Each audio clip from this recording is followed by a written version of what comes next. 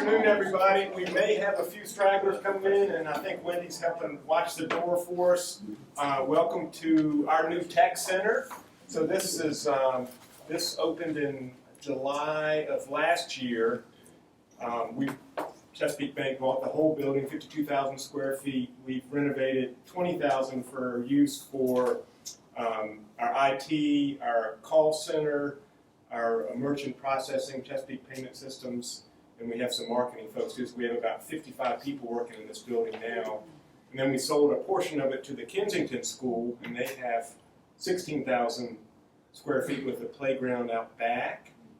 And then we have space in the middle to either lease or to grow into over time. So, hey Alex, how are you? Welcome. So we have some new faces here, so we're very excited to have the CDR Roadshow. We do have a Brian Freer here doing video of this presentation, so if everybody could silence their cell phones so we don't hear beeping or vibrating would be great. That little fuzzy mic, I guess, picks up everything in it, right? And so with that, I will turn it over to Carl. All right. Well, we are really excited to get to come and talk with you all a little bit tonight. I thought I would give you a little context for how this group came together. CDR's programs change so fast in response to needs in the community. And our operating procedures change very quickly as we find better ways and new ways to do things. And so we realized that a lot of our community partners, the Departments of Social Services, Old Town Medical Center, and other folks, they knew we did services for children with disabilities. And they knew we have child care centers or early learning centers. But a lot of the other things they were really not clear on. And I have a feeling there may be some things for you as volunteers on the board that you might learn tonight that you didn't realize you did. Because we're always trying to improve and change and grow our programs to meet the needs in the community. So this group came together and we went out and took our little show on the road, as Paul said, to all these different community partners. And we found it was so helpful and so effective that we were excited to have a chance to share with you all a little bit tonight. I'm going to speak very briefly and then we're going to get into questions with the panel. But before I get started, we'll just do some introductions. I would like you guys to introduce yourselves, kind of tell your qualifications, how long you've been with CDR, and if you don't mind, just tell a little bit about the picture that's in front of you. And I'm going to start. I'm Carla Javier. I'm the Director of Children's Services at CDR, as most of you know. I've been with CDR now almost 4 years. And my background is I have a master's degree in early childhood special education. I worked 10 years in the for-profit world. I worked 10 years for the state of Nevada in a developmental clinic. And then I worked 10 years for the public schools here. So I've been in a lot of different kinds of settings and am familiar with all that. I have to say CDR was my first nonprofit, so it's been quite a learning curve. I don't have a picture, but I wanted to tell you a short story. There was a little boy named Andre I served in 1996. Andre was born deaf and had cerebral palsy. It's pretty severe cerebral palsy. And I worked with him up until he was 3 years old. He had the best parents, dream parents to work with. And they sent me a Christmas card every year up until probably 2 or 3 years ago. Now Andre is a grown man, which ages me. And the pictures they sent in the Christmas card were Andre with his girlfriend wheelchair skiing. So early intervention is powerful. Now obviously he had a lot of good things going for him with his parents, but that's one of my favorite stories. So Charles, you want to go? Okay, hi, my name is Charles Springer. I'm with the Fatherhood Program here at CDR. I've been with CDR a little more than 3 years. My background is in public education. I taught kindergarten, 3rd grade, 5th grade, 6th, 7th, and 8th grade math and English, and was a coach and athletic director for 30 years. So I retired 8 years ago. About 3 years ago, my daughter's youngest son got serviced by CDR, and I got to firsthand see what wonderful things went on. And she went to work for CDR in the Fatherhood Program and said, Dad, there's an opening there. And so I felt like I've worked at the golf course long enough. It's time to get back, get a real job again. And then after I got that job, I went through the master trainer class through the National Fatherhood Initiative. So now I'm not only qualified to teach the classes, but I can train the trainers as our program grows. This picture here is a picture of Will and Sofia Zubieta. Will is from Colombia, and his wife Spaska is from Bulgaria. So even though they've been in the United States for a long time, they had a very small circle of friends. And when they found themselves pregnant, Will got in touch with me because he had heard about CDR at the hospital. And with their family being so far away, he just did not have a support system. And so I did a private rookie class with them, and then went through the 24/7 classes that we did with him. And now he's just one of the most active guys in our alumni program that we have, the Legacy Dads. So it's been a pleasure. And that picture comes from our annual report this year. Nice. So, thank you. Hi, my name is April Minor White, and I'm a parent educator with the Parents as Teachers program. In about 2 months, I'll be celebrating my 6-year anniversary with CDR. And to retire here. My background is in social work. My degree is a social work degree with an emphasis in child welfare. Prior to that, I did a lot of work in treatment foster care, where I placed what they call hard to place children in foster homes that had some severe behavioral challenges and special needs. And I've also recently completed the endorsement for the infant mental health program. So another class. And this picture in front of me, I love this picture. We recently began serving families in Surrey County, and we were very nervous, at least I was, about going out there because I didn't think anyone would buy into it. It's just such a close-knit community to have an outside person come in and try to offer a program. We were just unsure, and this was our first Surrey baby. I met her mom at her farmer's market. She was about a week away from delivery, and as soon as she had the baby, she contacted us. And Mom actually took that picture. I showed up for our second visit. Mom was sleep deprived, hadn't had a meal. It was about 1 p.m. And when I walked in, she said, "Here," and handed me that baby. And I held the baby so Mom could eat. And I was talking to her. I don't know what I was talking about, but she looked pretty engaged in that picture. And that is how I got to CDR, and that's my picture. Great. Good evening, everyone. I'm Janet Yang. I'm the Technical Assistance Coordinator for the Infant and Toddler Specialist Network. I am new to this roadshow. I'm not part of the normal roadshow, so this is my first opportunity to talk with everybody. I've been with CDR for about 3.5 years now, but I have I'm going to age myself, 35 years of experience in the early childhood, most of that as a early childhood director.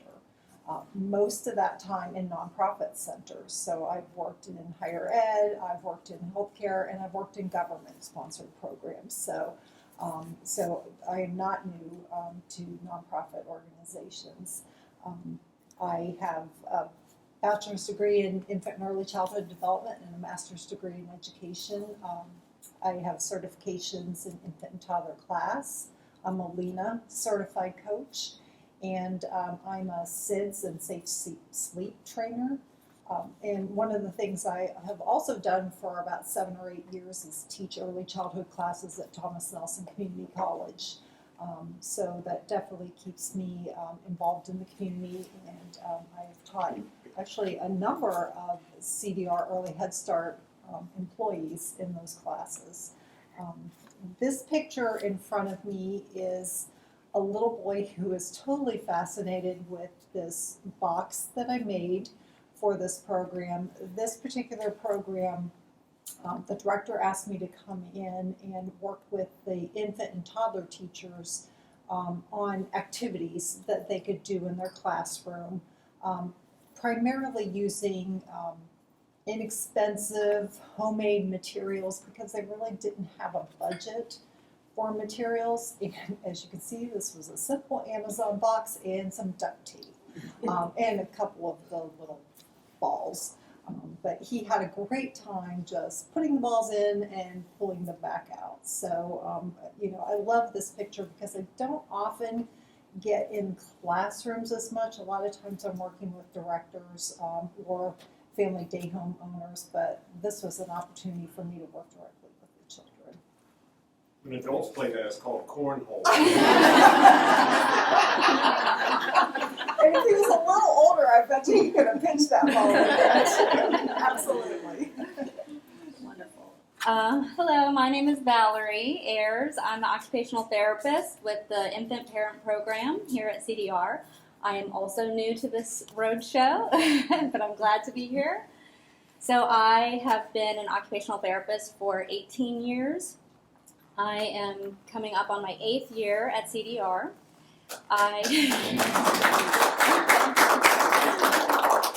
I graduated from VCU with a master's degree, Master's of Science in Occupational Therapy. And funny story, I do not have a bachelor's degree. I was actually chosen one of 2 people for a fast track program. So I was honored for that. I was also a grant recipient when I was in grad school for Project Uplink, which is connecting people in urban areas with people who are interested in working with children with disabilities. So educators, therapists, people like that. So I took extra classes to get that accomplished. I have worked in early intervention since I finished grad school, but I've worked also in a variety of pediatric settings.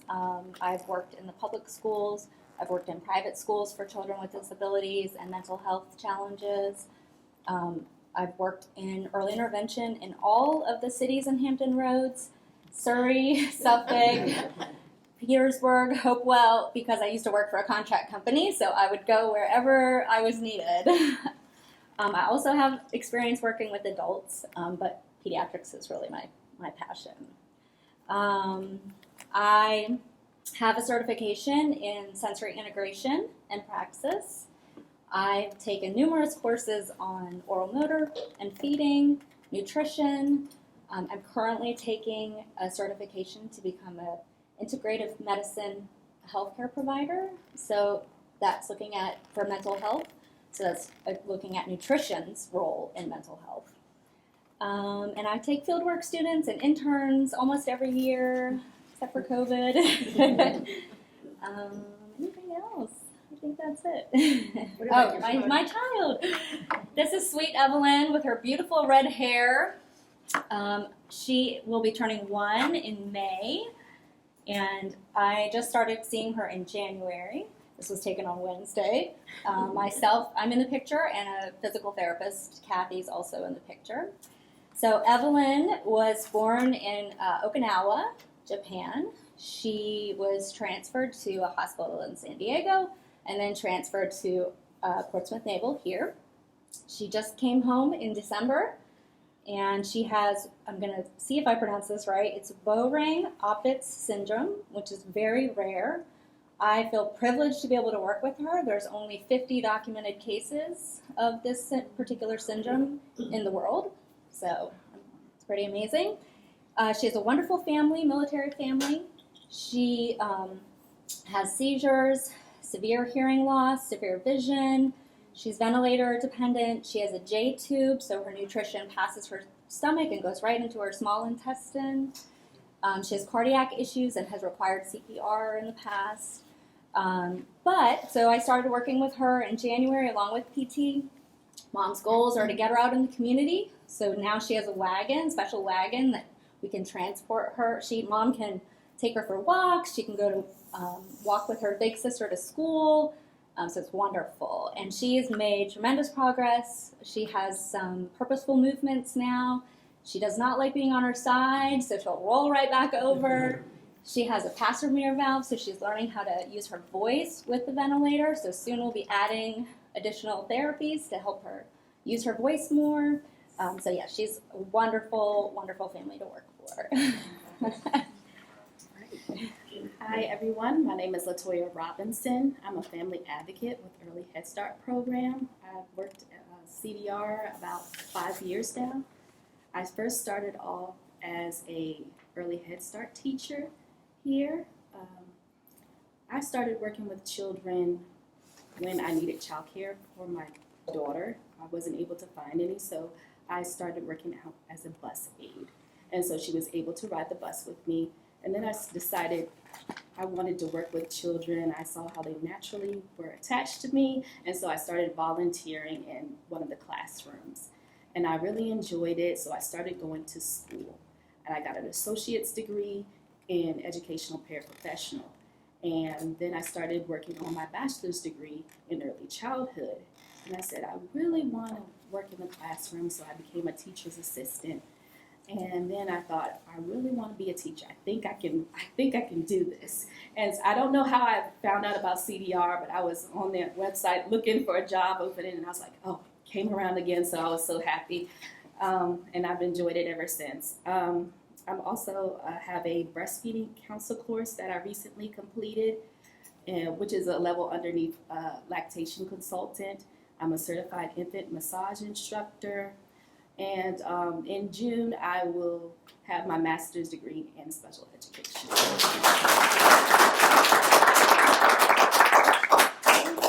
So this family, this is Amira. This is my first family that I had as a family advocate. When I first came in the home, she was petrified of me. She clinged to Mom. Mom was very quiet. I could just get her to answer yes, no. I'm like, how am I going to get this visit going? So I'd ask her different things about her job and things like that, try to get Mom to talk more. And I worked with this family on how to make reading fun for them. She was telling me, oh, she doesn't like books. And I was just like, well, read a little bit of the book, point to the pictures, and just make it short. Just encouraging her on how to communicate more with her child. And so in this picture, I came back to the home, and I was so surprised that in the time from the pandemic that this child was starting to talk, because at first I was concerned. And I come in the door, she's like, hi. I was like, who is this child? Do you remember me? Yes. We're like, she probably doesn't remember me. And she's just sitting by me and talking to me, and I was like, who is this child? And I was so glad that she started to pick up on language. But we did another assessment, and there were still some concerns. And so we reached out to Bright Beginnings, and Mom told me, oh, one day they might do an assessment on Zoom. So I said, I'll bring the bag out with the assessment tools. And I didn't know if they were going to have the assessment or not. And Mom puts the camera in front of me. I said, oh, you're taking a picture. She's like, oh, no, we're on Zoom. Okay. And so I bring the bag out, and she's so excited, pulling out baby dolls. And we're putting together a puzzle and everything. So she just grabs the bag and starts pulling out everything. And this child wasn't eligible for services and started at Bright Beginning for speech services. Kara, can I interject right Sure. for a minute? We don't have someone from the Early Learning Centers on the panel. Latoya obviously knows everything there is to know about Early Head Start because she's worked all the way up from a teaching assistant. But I did put in front of you, you have a short essay that was written by one of the teachers, Brooke Stickle, at Griffin Yates, at the center at Griffin Yates. Brooke was recently awarded the Terry Lynn Lokoff Excellence in Early Education Award. There are 50 of these awards granted nationwide among all early childhood teachers. And Brooke wrote a beautiful essay about what she wishes people who are not in the field of early childhood knew about her work. And so it's because we don't have someone specifically from the center, I wanted to share a little bit of Brooke's essay with you. So Kara, I'm sorry. You're fine. Good evening, everyone. My name is Kara Trahant. I have a master's degree in speech language pathology. I've been a speech language pathologist, now I'm aging myself, for 29 years. And I've been a lactation consultant for 21 years. And I got into lactation consulting because I had a baby who had difficulty latching. And once they found out that I was a speech therapist, they said, oh, you know what to do. Just get your baby to suck. And that didn't happen. So I got some training in that. And in 2019, after proving 1,000 hours of working with moms and babies and a 90-hour course, I was able to sit for an exam. and passed, and I'm now an international board certified lactation consultant, which is the highest level that I can achieve. I'm also a certified educator of infant massage and have extensive training in postpartum mood and anxiety disorders. In February, I celebrated 15 years at CDR. I have the privilege of working with 2 programs at CDR. I'm an SLP, or speech language pathologist. I'm a service coordinator and supervisor for the infant parent program. And then for the motherhood program, I'm a lactation consultant, certified educator of infant massage, facilitator of our mothers and babies program, and the manager of responsive motherhood. So in front of me is Galena and her beautiful daughter, Isla. And Galena came to us in the height of the pandemic. She is a mom in the military. Her husband is in the military that did not have any support in the area. She was having trouble with breastfeeding and also having some postpartum depression. And she came to CDR and took advantage actually of all of our services in motherhood. And I can go on to say that she has made a successful start in her journey in motherhood.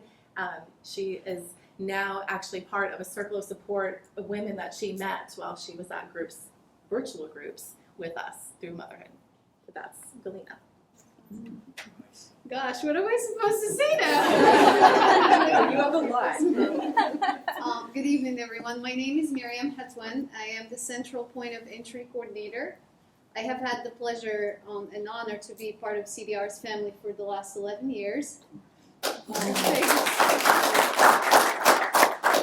I came to CDR as a substitute teacher for our learning centers and finished my bachelor's while I was in CDR for Bachelor's of Science in Early Childhood Education.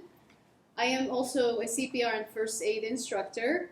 I am a class observer and an infant massage instructor as well. And when you work in early childhood, you always continue to learn a lot of things, so we kind of just keep that going. So that's a little bit about me, and that's just me. I don't serve directly the kiddos and their families, but you would see me around the community staffing tables with resources to make awareness about CDR and child development resources. So.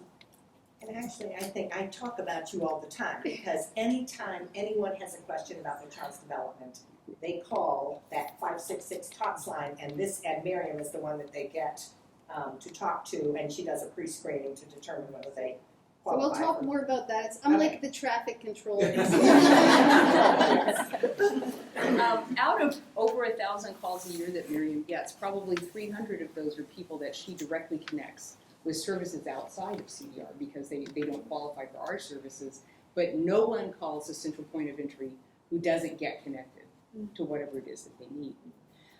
We hope today that you're going to leave with kind of better understanding the broad variety of services we offer and the expertise of the staff. I would like to say these are unique people. They are wonderful. I love them, but we have 110 of them. They are our staff are highly trained, highly skilled folks, and these guys really are great representatives of that. We also want to really emphasize today how much we work together. CDR changes and evolves over time, and when I first came 3.5 years ago, we used to talk a lot about being in silos, and we wanted to do something about that.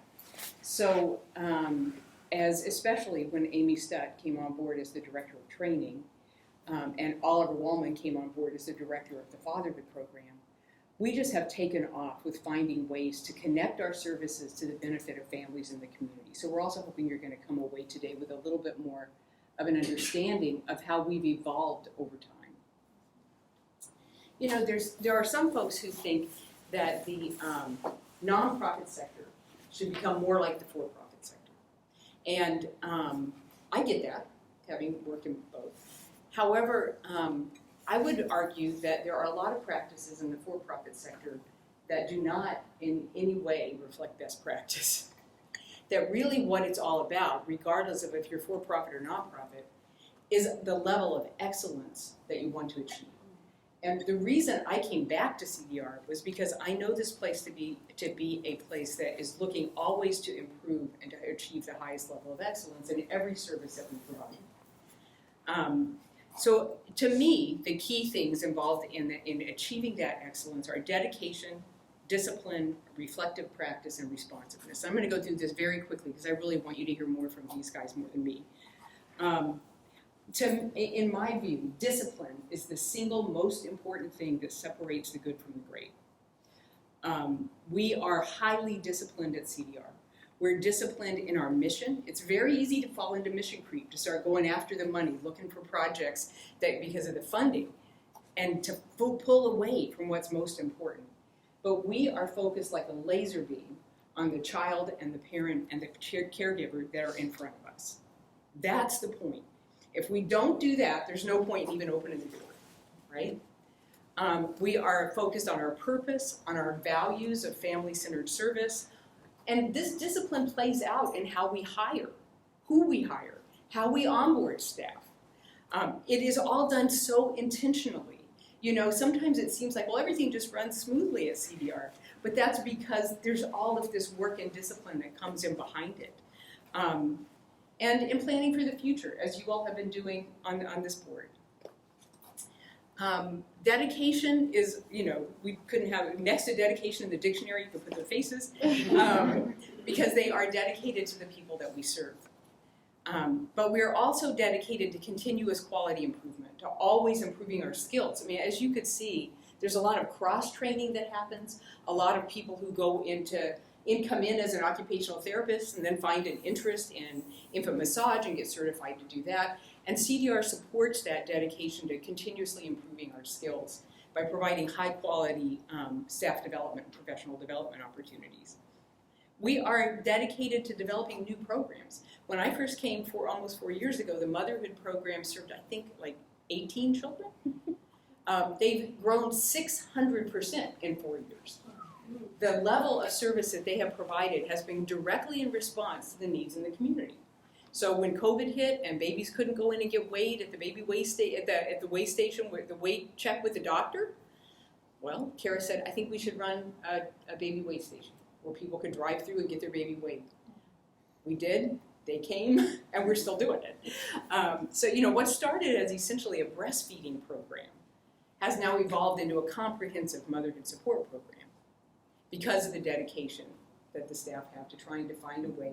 It isn't about how do we not do it, it's how can we do it, right? And to delivering high quality services that really make a distinct impact over time.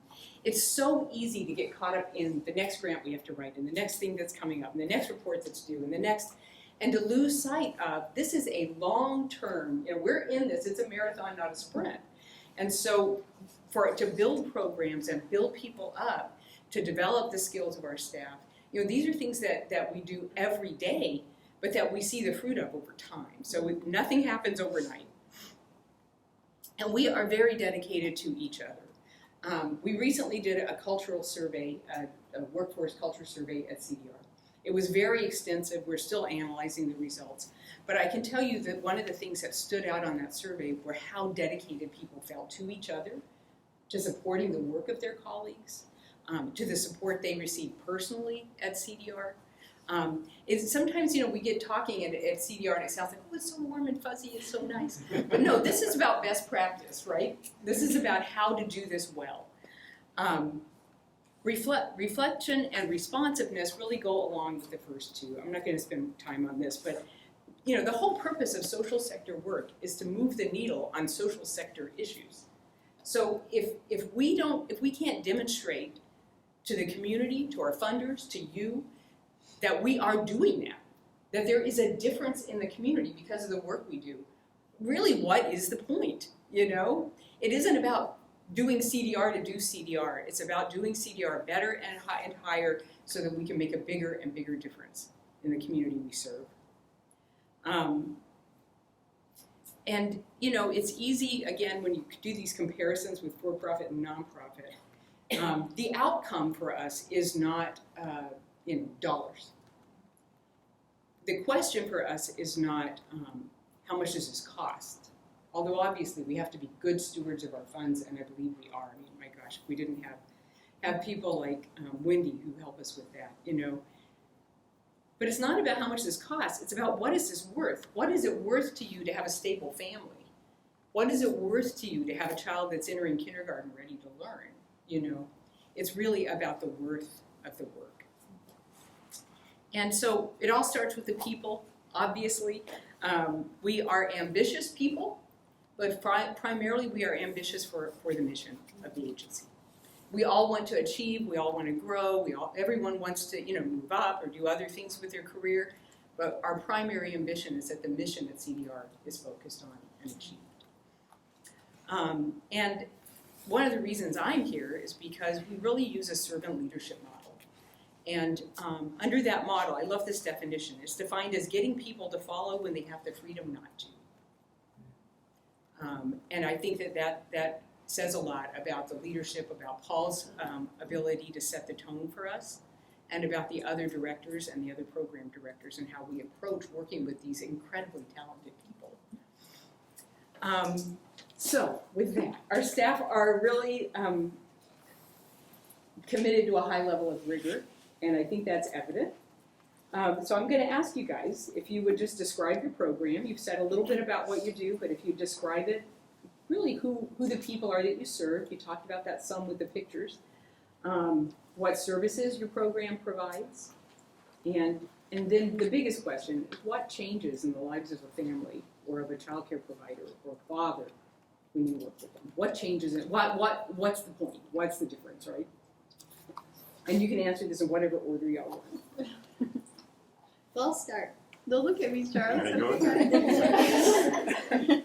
So as I mentioned, I am the Central Point of Entry Coordinator. We call it CPE just to make life easy for everyone. And as I briefly joked about, literally, I am the traffic controller at CDR. I serve everyone. I think everybody that calls our TOTS number gets a service. If we are not able to provide them something that CDR has in-house, whether it's a therapy or a classroom or whatever services we have, then they will be connected to a resource in the community. I try my best to stay abreast with what's going on in the neighboring community. We do, like, when I say we serve everyone, we do. Even if I receive a call from a different state, I will never say to them, sorry, we're in Williamsburg, Virginia, have a great day. I am happy to take their email, their phone number, and I will research and do a little bit of study for them and send information their way if that would make their life a little easier. I don't take for granted the ability to search on Google because some people may not be able to. So I am there to serve them in any way. It may sound really small to some people, but it does make a difference in the people's lives. Gosh, you asked so many questions at once. Sorry, Miriam. So you talked about the services and the people that you serve. What difference do you make? Well, I think we make the biggest difference in people's lives who have young children, expecting parents, caregivers. We work with families who may be grandparents and ended up having to care for a child because of whatever circumstances the child is in. I think we do make a huge difference that we may not, like you said, we may not measure it right now, but we do get calls years later. I've been, like I said, with CDR for 11 years, so I get calls every now and then like, do you remember me? I called you 5 years ago. They're now going to kindergarten. What do I do? You know, and like I said, we truly make sure that whoever calls CDR receives an answer, and gets a hand to navigate what's going on in the parenthood world because it is not an easy place for most of us. I think next, Miriam is the best definition of child development resources. Why we're called what we're called, because we are a resource. Who else? Well, I can go. So I think I'm really proud of our motherhood program because there's no other program like it in our area. We provide comprehensive support and a safe space for all mothers who come through our doors. I think that they feel cared for and nurtured in that 4th trimester and beyond. Some of the services that we offer, I guess if we had a mom come in with some questions about breastfeeding or bottle feeding, we can offer feeding consultations with a registered nurse IBCLC or an SLP IBCLC. We can offer feeding consultations, breastfeeding support groups, where mothers can find a place to not only weigh their baby, but also meet other moms who are going through the same thing. I think that's part of our mission too, is to let moms know that they are not alone. They have support, they have us, and they have other moms in the community. If a mom is having some postpartum mood and anxiety disorders, we can offer her our Mothers and Babies program, where she can learn strategies and techniques to help with her own mental health. We can encourage her to join our stroller strides on Fridays, where she can meet other women, other moms, and sometimes even dads. And we know for some, just getting showered, getting out of the house, and going for some exercise is just what they need to improve their mood. And if we can boost their mood, they can better interact with their own babies, right? So if a mother is having difficulty reading her baby's cues, or bonding with her baby, or helping her baby get to sleep, we can offer her and her partner our infant massage classes.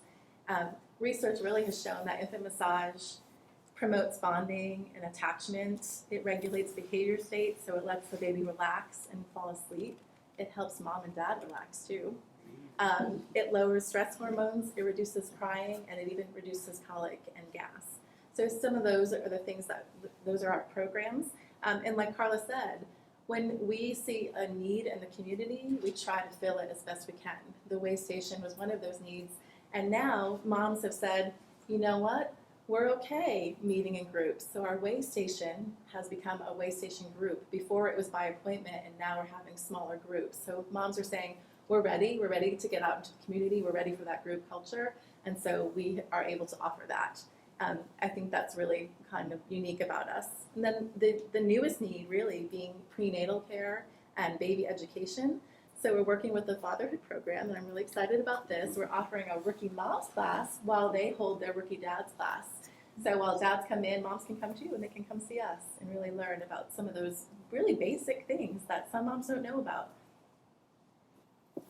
Yeah, that's the newest hot off the presses, right? Rookie moms and rookie dads offering at the same time. That's a good segue for you, Charles. Yeah, thank you for that. Well, obviously, who I serve are the fathers.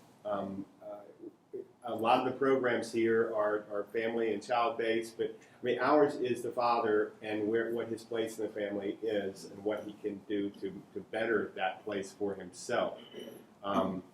We offer services, well, like you say, we offer rookie dads. That's a completely different thing. That's a one-night thing. And so we teach them diapering and swaddling and feeding and just bonding with their baby. But as far as our main program, we do something called 24/7 Dads. It's a curriculum. It's a 10 to 12-week curriculum where we meet once a week, and we go through a book, and we create a lot of conversation. And I can't say it enough that I feel like we're underrepresented in the history, I think. I think that, and because of that, I think that dads sometimes are a little bit reticent about signing up. I'll get to that later when we talk about challenges.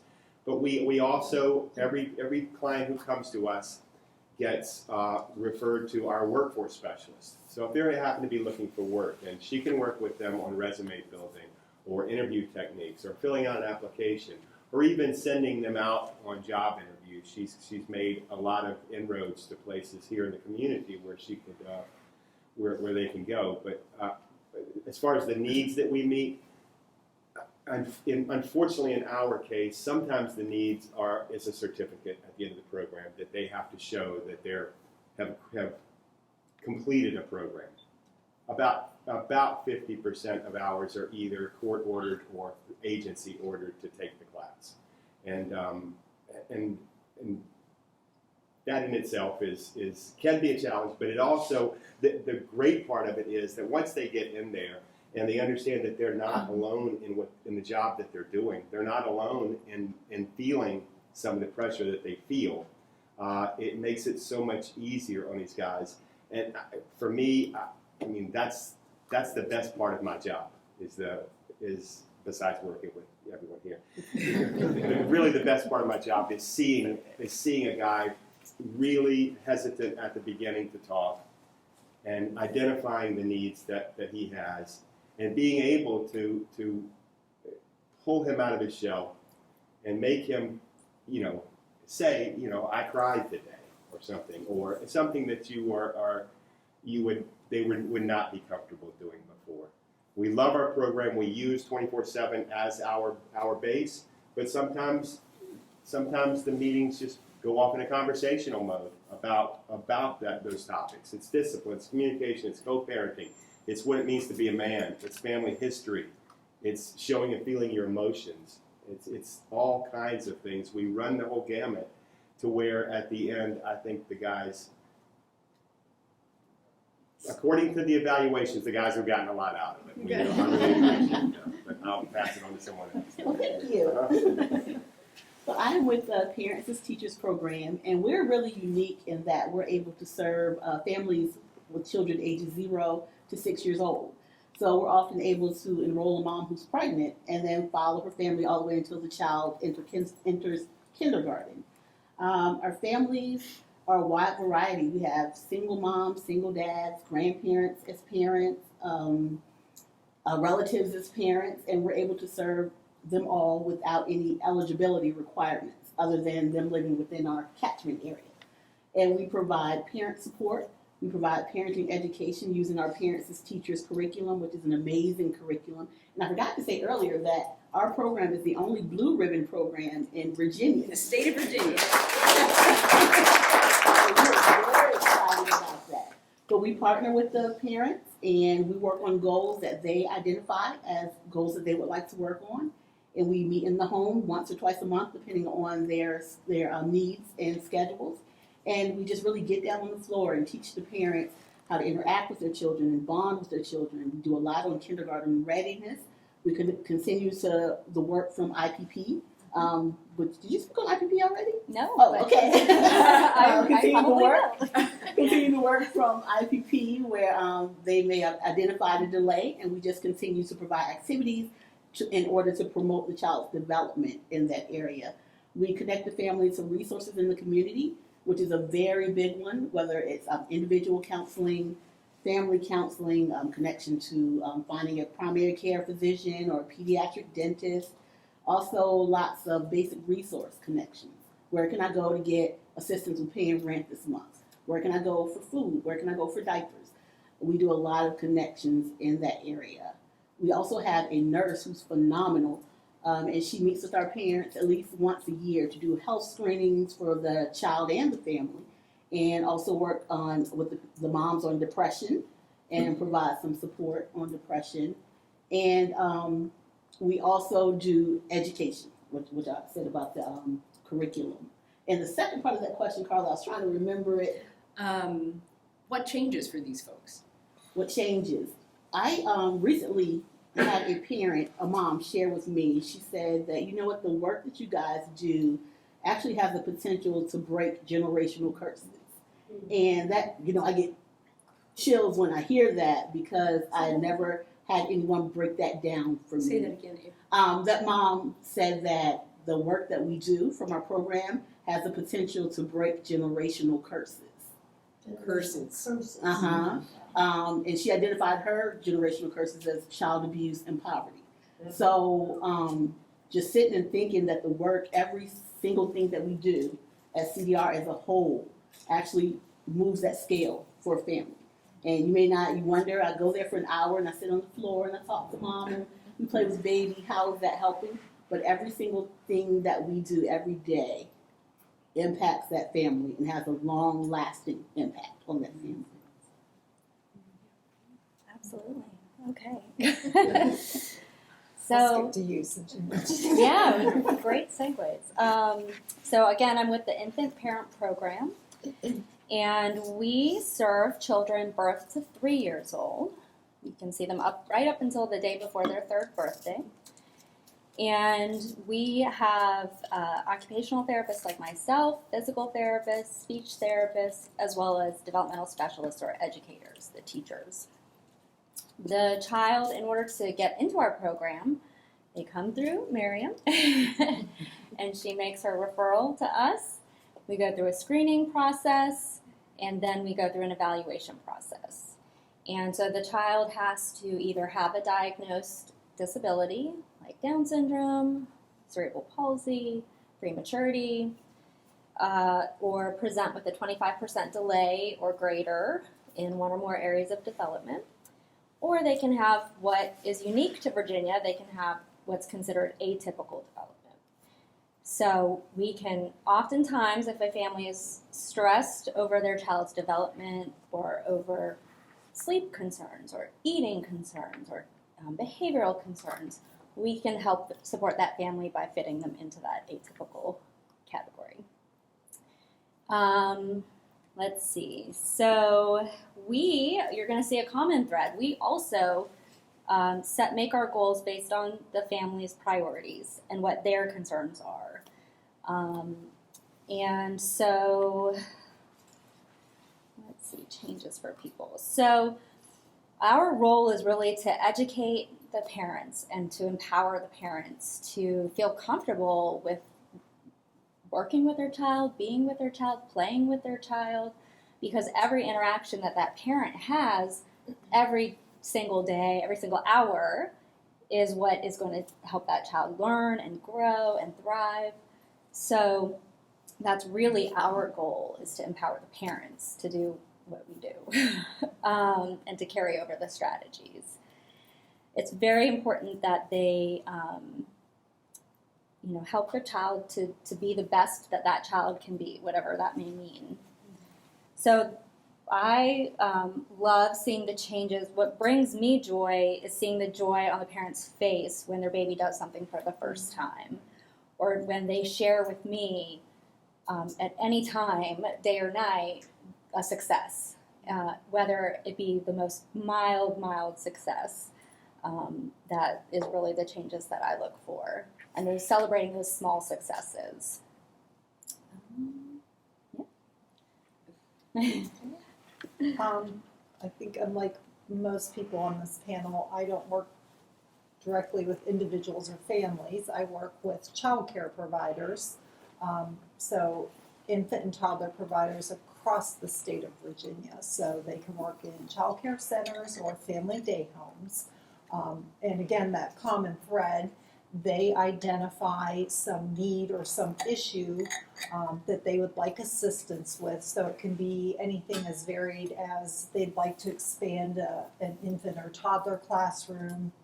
They're having issues with licensing and they'd like assistance to kind of dig themselves out of that hole. They'd like help with marketing. There's any variety of issues that they could say, I really need some technical assistance help with this, and I can come in and assist that program to hopefully help them address those issues by the time that I leave that program. My time in those programs is limited. For the most part, it's anywhere from 10 to 20 hours, since I am covering the state, not just a regional area. But if I'm not able to completely help them reach their goal by the time my hours are done, hopefully I've given them enough information and resources to complete that, hopefully shortly after. And certainly I never leave a program hanging. They can always reach out to me, after I've left that program. And I do have many programs that even a year or two after I've gone will email me and say, this has come up, what do you think I should do? So I never ever sever a relationship with a program once we've started working with them. And I do have multiple programs that come back 2 and 3. Actually, I have a program that's coming back for the 4th time now for technical assistance, because they found it such a valuable resource. So my program's a little unique from most of those that are on the panel here. So I'm in the other home visiting program, so mine is going to sound a lot like April's. So the majority of the families that we serve are low-income families, and then we can take 10% of high-income families. We get referrals from people looking how they can help their child develop. We get referrals from the hot commodity childcare because they've heard that they don't have to pay. So they're really excited about that. We help prenatal moms. The children that we serve are aged 0 to 3.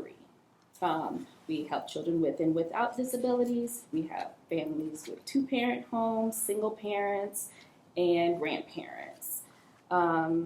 Sometimes we do get referrals from hospitals or CPS. We serve families looking for developmental support. We do a lot of the same screenings that April's program does, hearing screenings, vision screenings, mental health screenings, developmental tracking, developmental assessments. We link them to resources in the community as well, financial, mental health. We have a curriculum that we bring out also. We talk about evidence-based practices, how to play with their child, how to help their child learn, how to help their child get ready for school. And the families, they are changed because they are supported, encouraged. A lot of times people just need a listening ear. And they need to know that they are doing what's right for their child. Families are able to get the financial support that they need.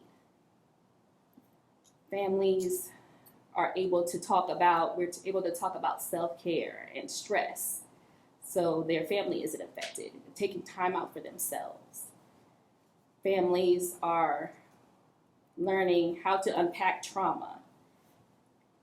They are learning how to get their child ready for school. So, and then we have a lot of fun at our visits. We just get to play. So it's fun. I'm going to, in the interest of time, we're going to skip a couple of questions.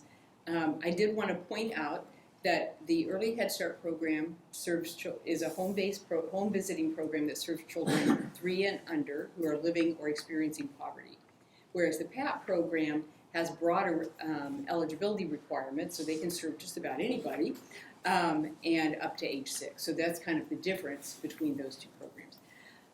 So we're going to skip a couple of things. I did want to point out is a couple of intersections at our work. We, as you all know, we're in the process right now of trying to get a license for for Lafayette High School, which is moving across the street to Life Church. And Janet is consulting with our Early Head Start program on obtaining that license. You heard that LaToya has her lactation consultant certification, and many of our staff are working in their real job, their real gig, and then they're also working in motherhood doing things. So there are a lot of intersections now that are really starting to happen, which are very, very exciting. So we're going to skip a couple of questions, and then we're going to tell you a story. I'm going to do one more question, then a story. What are the challenges that you face in your work? Charles, do you want to start? Sure. Yeah. I always say this when we talk about challenges. What are the obvious ones? Where we're constantly recruiting. I wish we had the problem of having a wait list, but we don't. And it's because I think it really is a challenge to get those guys to commit, first of all, to a 12-week program when sometimes they're offered a much shorter program in another, by whoever is referring them. But that is the main challenge to me is getting them in that place and allowing them the opportunity to speak their mind and offering a safe, non-judgmental zone because I think I can talk stereotypes because I'm a man, okay? Because I'm talking about other men. They don't want to ask directions. They don't want to be told what to do, and Hey, not so much giggling. But it is getting them to that point to where they will be comfortable enough to speak and to trust that the other people in the room are not going to judge them. And again, I'll go back to the stereotype. If you get 7 men in a room together, there's going to be an argument somewhere in there. There just is. And that's something that we stress from the very beginning, that this isn't a debate. This isn't about saying you're right and I'm wrong, or I'm right, you're wrong, or whatever. It's all about lifting each other up. We call it a fatherhood support group, for lack of a better term. And so But the challenge, Oliver told me that his main challenge is we have to get those numbers. So we're constantly out beating the bushes. You know, I was at Fort Eustis today. I'll be in Yorktown another day. I'll be in Hampton another day. And what I failed to mention is our catchment area is not as big as Janet's, but it is all of Hampton Roads. And the other good thing about our program is I can service dads with children up to 24 years old. So it's not as if we're just talking about infant problems. We're talking about teenage problems, or we're talking about preteen problems, or we're talking about driver's license problems, or the difference in raising boys and girls, things like that. But my main challenge is just getting those guys to open up. And when you tell them, I don't care what happened yesterday, we're going to start from today and move forward. And we're not going to make you feel bad about anything. We're here to lift you up. I would say our biggest challenge is reaching the higher level families.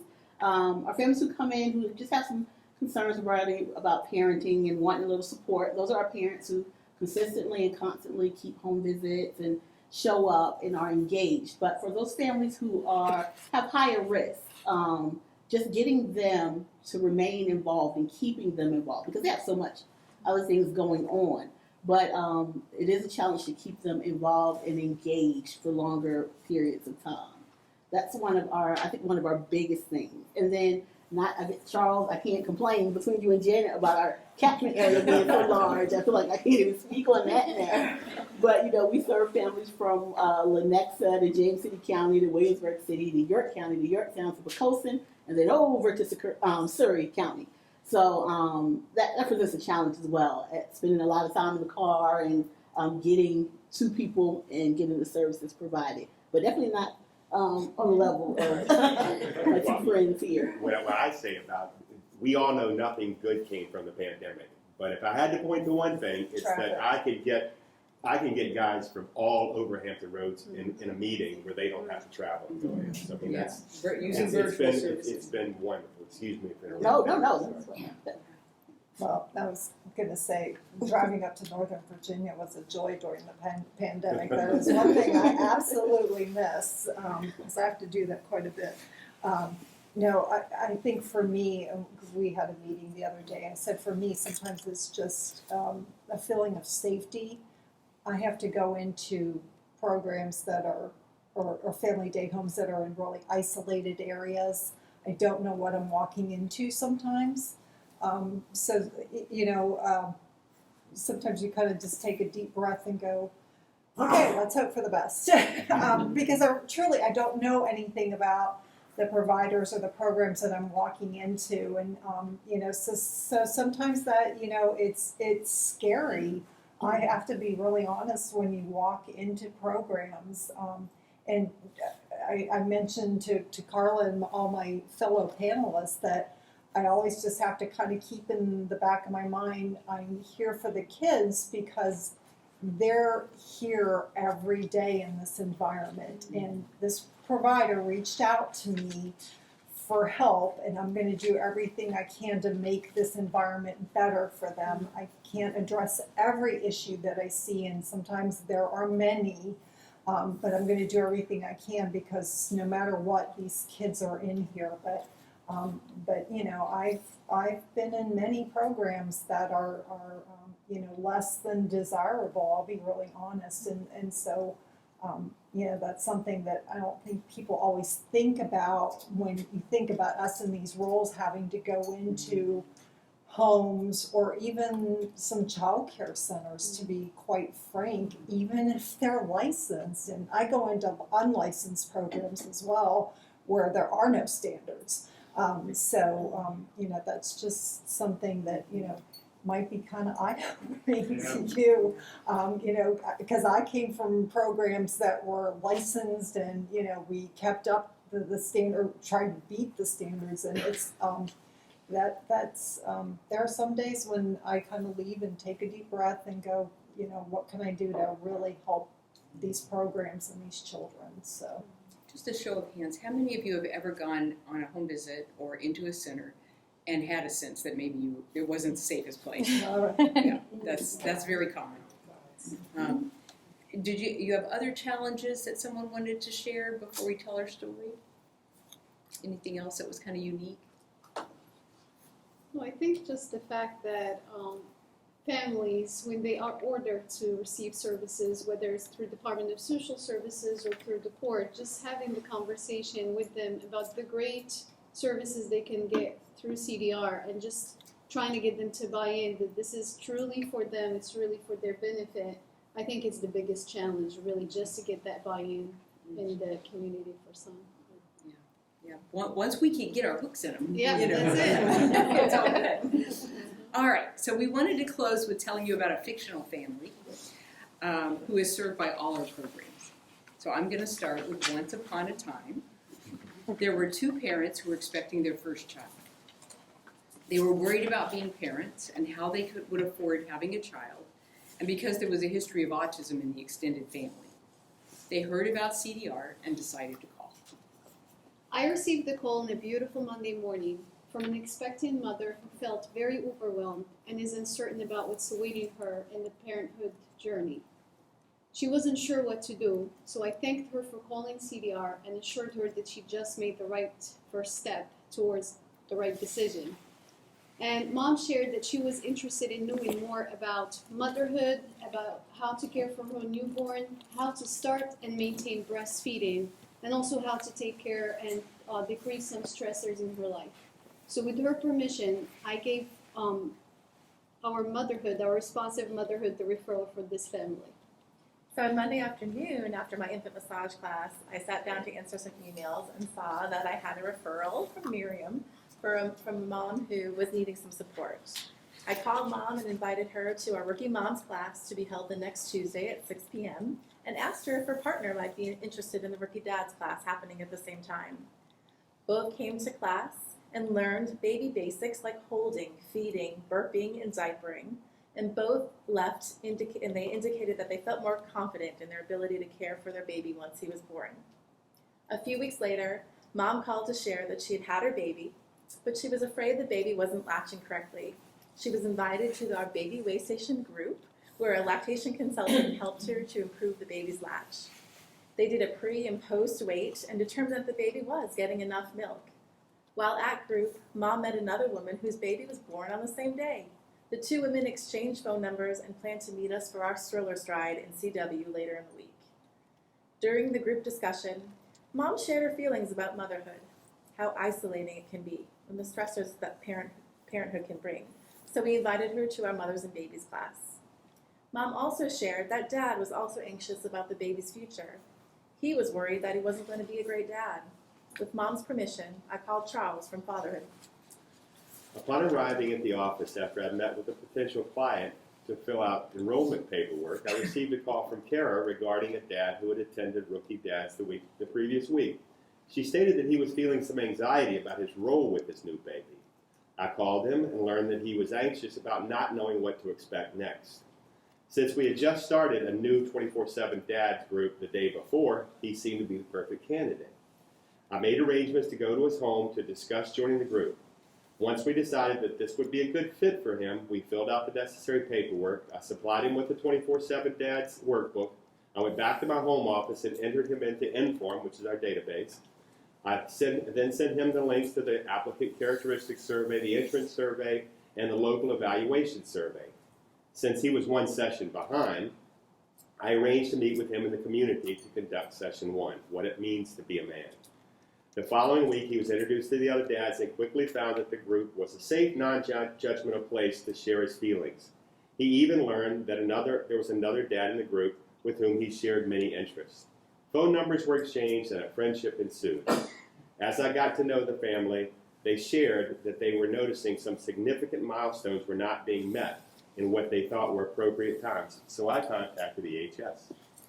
I was assigned to be this family's family advocate. During our first visit, Mom changed the baby and then Dad did the feeding. I praised them for talking to their baby and singing. Mom and Dad both praised our motherhood and fatherhood program at CDR. They stated that they learned so much and enjoyed the support. They discussed their anxiety about being parents for the first time. I let them know that it was understandable to have worries about being first-time parents and that it was a learning process. I asked them about their referral from fatherhood and what concerns that they've had from their baby. They told me that their baby stiffens up a lot, lays motionless, staring off in the distance, and cries out at times when they can't explain why. They told me that they were not able to get sleep last night, but most nights their baby doesn't fall asleep until 3 a.m. I let them know that we would complete a developmental assessment to track their baby's development. We completed the enrollment paperwork and scheduled our next visit. They apologized for having to reschedule their previous visit. They said their baby hasn't been sleeping at night. I provided the baby with toys during the assessment, but the baby stared at the wall. Mom stated that the baby does that a lot. I provided them with a handout from our curriculum, Partners for Healthy Babies, to show that the milestones from the assessment and the curriculum aligned. We completed the assessment. They stated no to majority of the questions on the assessment and on the curriculum handout. I let them know that I would score the assessment and that I did see some concerns. They agreed to further assessment with IPP. I reassured them that help was on the way and that they were in good hands. I showed them how to read books to their baby and left them with some books. And then I put in a referral to IPP. IPP received the internal referral from Early Head Start. Beth, one of our early intervention specialists, met with the family in their home on a rainy afternoon. She completed her developmental screening and validated the family's concerns. She coordinated schedules with the family and placed them on the Friday assessment team 3 weeks later. On a Friday morning, our assessment team, including myself, a speech therapist, and an educator, met with both parents and their sweet baby in our evaluation room at CDR. We evaluated the baby, which looks a lot like play with rattles, blocks, and mirrors. We asked the parents questions about their baby's development as well as their concerns. We determined that baby was showing some developmental delays and some unusual vision concerns and social interactions that would be watched closely. Occupational therapy was recommended, and the family said that therapy services twice per month would be enough for them to learn the techniques and have plenty of time to practice during their daily routines. Fast forward 2 years later. Now baby is 2.5 years old. Mom returned to work and is also taking classes to become a nurse. The IPP and EHS team helped the family find childcare. Baby was reevaluated each year with an infant parent program and continued to have some developmental delays and concerns in various areas. Now baby receives OT and speech therapy services both twice per month to support sensory needs, feeding challenges, and communication delays. Services take place at home and daycare, alternating in order to coach both caregivers. These days, parents have expressed that babies had some difficulty transitioning into the next classroom at daycare. Baby often bites and hits peers, and parents are feeling very stressed and worried that baby might be kicked out of daycare. They feel pressure from the daycare provider to fix the issues. Parents also know that services in IPP and EHS will end in about 6 months, and they want to know what additional supports and resources are available to them. We discussed with them various community options for therapy and preschool, but also asked if they were interested in the Infant Toddler Specialist Network to further support their needs in the daycare setting. So I contacted Janet at ITSN. I think we can call this a toddler now. With no name. So I received an email regarding a toddler that is attending a local child care provider. The parents are concerned about the child being kicked out of the center due to a variety of issues, very common.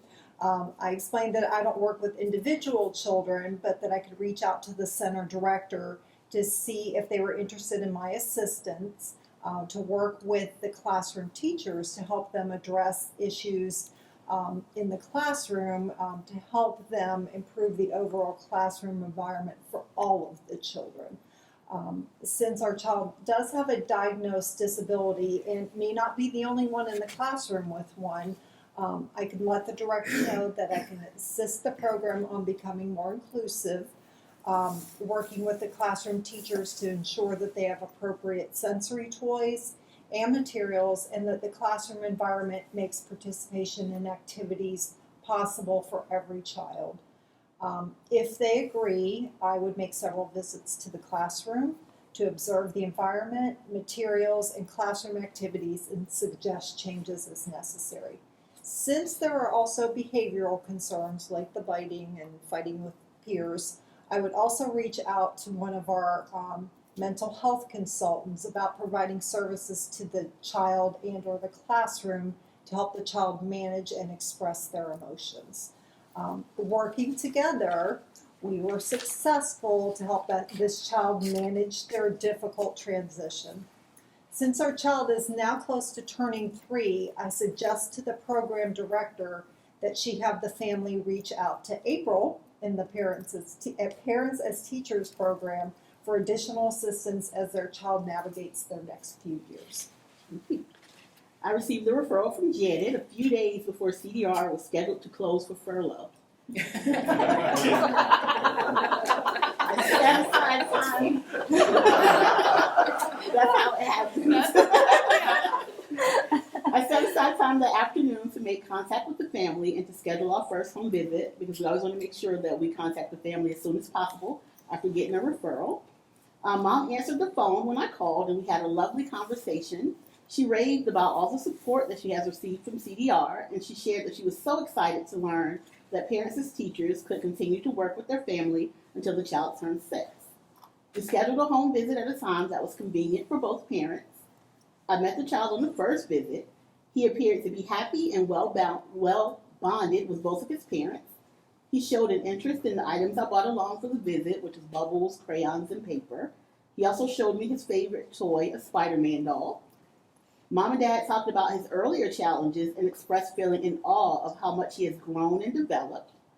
Fast forward, during the next few years of our work together, I continued to complete developmental screenings and help the family monitor the child's developmental milestones. I provided the family with books and activities to further promote the child's overall development. I supported the families in areas of safety, positive discipline, emotional health and wellness, assessing community resources, and more. The family was introduced to our program nurse, who met with the family at least once a year to complete their health screenings and to help them set health goals. The family joined our Circle of Parents group, where Mom and Dad were able to interact with other families, and the child was able to participate in the play group to interact with peers. The family flourished, and the child continued to grow and develop, and before we knew it, the time had come to prepare the child for kindergarten.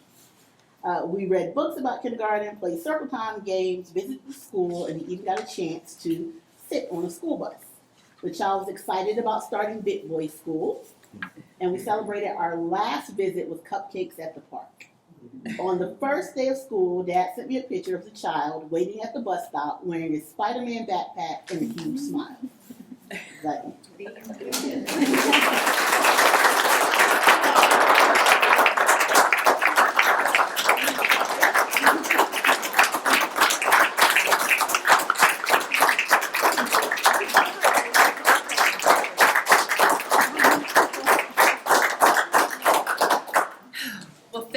So much for letting us come. We could sit here with you all night, honestly. I'm like, I got to cut more questions. But I think you could obviously see how much we love this work. I wanted to point out this graphic we have over here.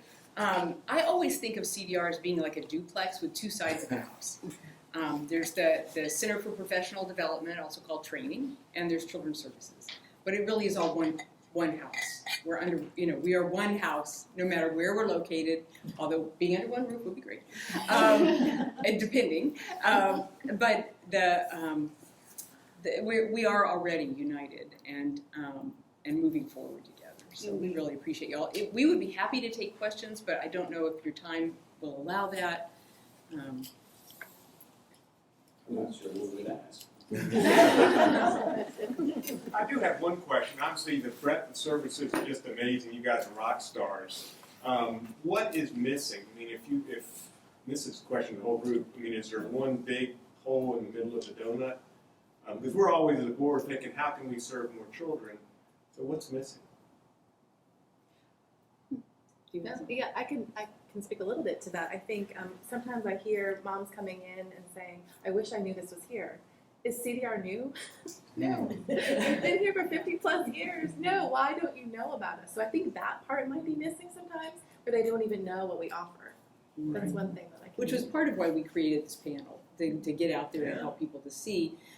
You also have a handout that is a list, just a list of services we provide. There's over 30 services offered at CDR. And I would say, if I was going to ask what the hole in the donut is, and they don't know I'm going to say this, is improving our ability to offer competitive salaries. I mean, that is, right now there's work shortages everywhere. Everyone's having trouble hiring. We recruit these folks, and they come to CDR because they want to be at CDR. Obviously, I think almost all of us would say we could probably make a little more money somewhere else, so we're not here for that. But right now, in this environment where we're trying to compete for employees, I know our directors team is spending a lot of time trying to figure out how do we retain these amazing people and continue to draw this level of expertise. And salary is a part of that. It's not the whole picture, but it is a part of that. So, that to me, that is a hole in our donut. So I have a quick related question. So many of you talked about how you had obtained actual degrees all the way up the level, and certainly added a lot of certificates or endorsements. Does CDR provide any professional development support to our employees? Do we have any funds that? Oh, yeah. How many of you all received support or got your credentials? We got a lot of support. Yeah, it's a big part of our culture to invest in the folks. And I think that's part of lacking the raw. When people are salary shopping, they're going to salary shop. But for us, there's a lot about supportive culture, part of which is about making sure that we develop and help support them toward their goals. A lot of places you might make a little bit more salary, but if you want to go get a credential, you've got to go pay for that on your own. That's one. The retirement plan, the health insurance, some of those things.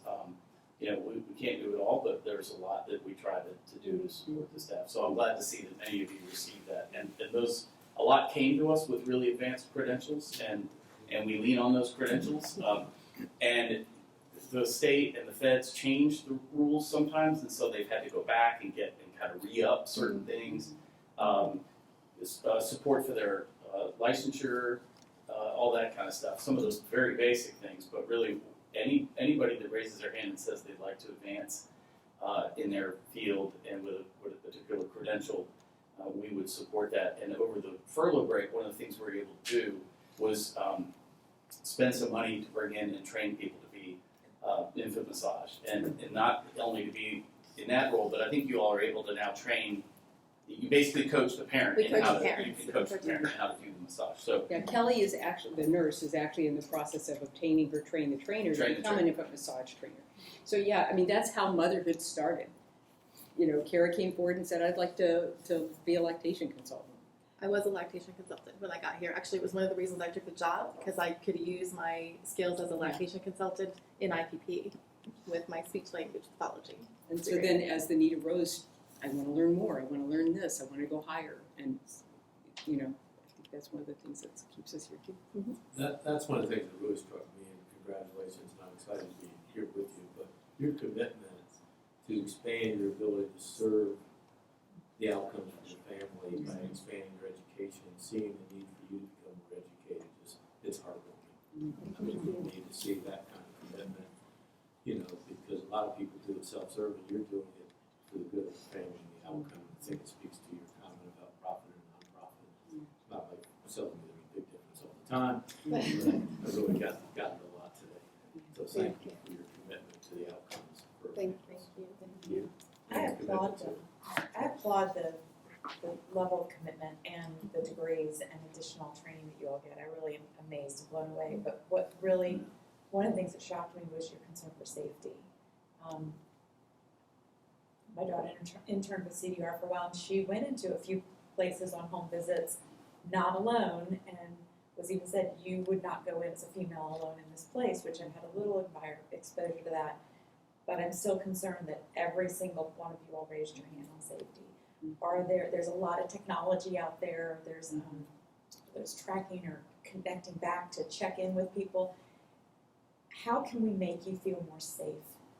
Is it going in pairs? Is it any suggestions you have now or moving forward? We want you to feel safe. I mean, I can't imagine going into a work environment where you do not feel safe, where you question your safety. That's awful. I think one of the concerns I have sometimes is, like I've been in places that are so remote that I don't always get a cell signal to.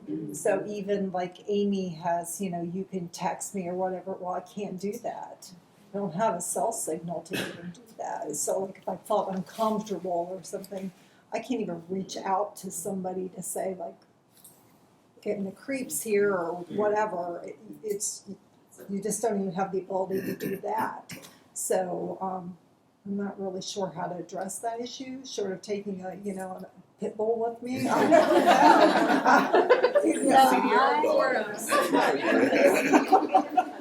have experience working, not so much in our community, but in other high crime communities. And so I was just through training, kind of, here's some tips. I would wear, I looked professional. Families are inviting me in their home, so it's definitely not the families that I was worried about. It was more my surroundings.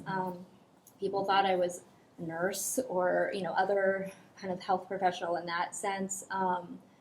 But I have taken many self-defense classes over the years just to be aware and be prepared.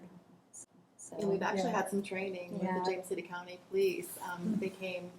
We actually had some training in one of our retreats too for some self-defense. But learning some techniques like always having it out, knowing that you know where the door is and you can get to the door, those kinds of things. I think some more training might be more training. Yeah, I think sometimes the concern I have is a lot of times because they are often caring for kids, they close off doors because they're worried about kids getting out. So they've closed off doors. How do I get out? So I mean, there's that concern, and I don't always know who else is in the house. You don't know because it's a home. So their child care center may be in their basement. Who's upstairs? I don't know. So, or, is that dog that's up there barking, is he friendly? I love dogs, but I don't know. And I've been in places where there's been multiple animals and, I don't know how friendly. I've been lucky so far. I haven't had any issues, but, I'm sure there's going to come a day where there's something. I've had to use my notebook to guard from a dog. Oh, really? Yeah, I have a clipboard. I also think if someone were to come back and say this isn't a safe situation, then we would brainstorm. How are we going to serve this family? And you're right, we are doing virtual home visits. We learned so much during COVID about what we could do virtually that actually in some cases is more successful than in person. Like Charles was talking about some of the father groups. So we have options now that we can use in terms of virtual home visiting. I just want you. I don't want you to come away with the sense that we're going to just send them out there and good luck. If anyone were to come back and say, "I can't," I can't do it. We're going to figure out an alternative for that. If you have any other ideas, let us know. Yeah. Let me ask with regard to people not knowing that CDR exists. Is that possibly the fact that the community is growing so fast that people come here and they're not aware? Is that what you're seeing? You're seeing new members of the community? And is it also the case that if you're in Surrey or if you're outside of the historic triangle, people don't realize that we're here? I think that because the community is always growing, but also I think community partners and the higher ups in the community partners need to know about us. So there should be some sort of an automatic steps for their staff to take when they're coming across a family, young family, prenatal family, that they can say, you call CDR, you give the parent CDR number, something like that. I think the change in staffing is also a challenge. And unless the higher up knows these steps, you train everybody that walks through your door to do the same steps, that'll make life easy for everyone, right? But if you're just training the smaller fish in the tank, they will learn, they will go, and then nobody else is going to train the next one. So I think that would probably, in my opinion, from the little experience I have, would really solve some of that issue. Well, and I think some of our community partners, well, I know that they didn't, because when we would go out and talk to them, they'd say, I didn't know you could serve kids up to age 6. I didn't know you had a fatherhood program, and because we're changing too, at the same time the landscape is changing. So we've talked about the fact that this is probably something we need to try to do, if not every year, then every other year, getting out there in the community and talking to people about what we do. The other paradox is too, if you get 50 referrals next Yeah, week can you handle for a youth and parent program, and we don't have the step, you've raised awareness and hopefully identified children that need services so we get to them earlier, but you could potentially fall out of compliance. And so it's a real challenge, and the only program, there's few programs that can create waiting lists, and that's part of our challenge. It's you can be the victim of your own success as far as Very true. That is so true. Thank you. Well, Lee, thank you for this beautiful space and for Thank having you our so first much. review. Thank And you. I appreciate the time. If you think of something you wish you'd asked, you can always shoot me an email and I'll pass it on to them. Well done. Thank you guys.